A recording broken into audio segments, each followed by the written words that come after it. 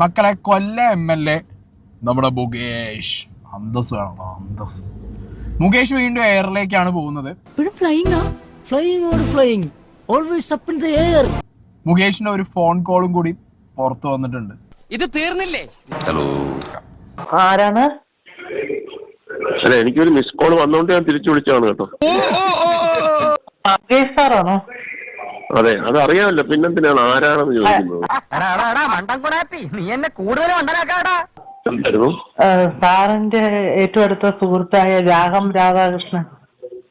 Hello, എനിക്ക് കേൾക്കണ്ട. എനിക്കൊന്നും കേക്കണ്ട. ഓ, സുഹൃത്താ? ഏത് സുഹൃത്ത്? ഏത് സുഹൃത്ത്? അല്ല, സുഹൃത്തിനൊക്കെ ഒരു അർത്ഥമുണ്ട്. വെള്ളച്ചിലെടുക്കല്ലേടേ, വെള്ളച്ചിലെടുക്കല്ലേ.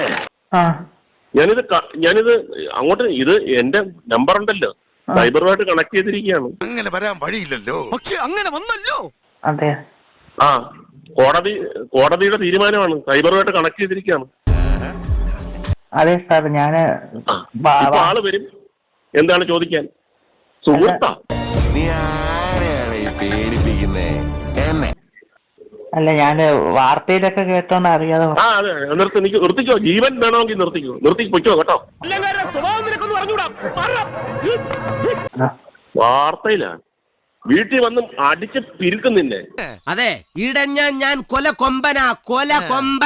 സാർ, ഞാൻ അങ്ങനെയല്ല സാർ. വാർത്തയാ. ഇപ്പൊ വരും. എന്റെ മേഴ്സിയിലാണ് ഞാൻ പറയുന്നത്. അയാൾ അറിയാതെ വിളിച്ചു പോയതാണ്, വിട്ടുകളയെന്ന് പറഞ്ഞാൽ ഓക്കെ.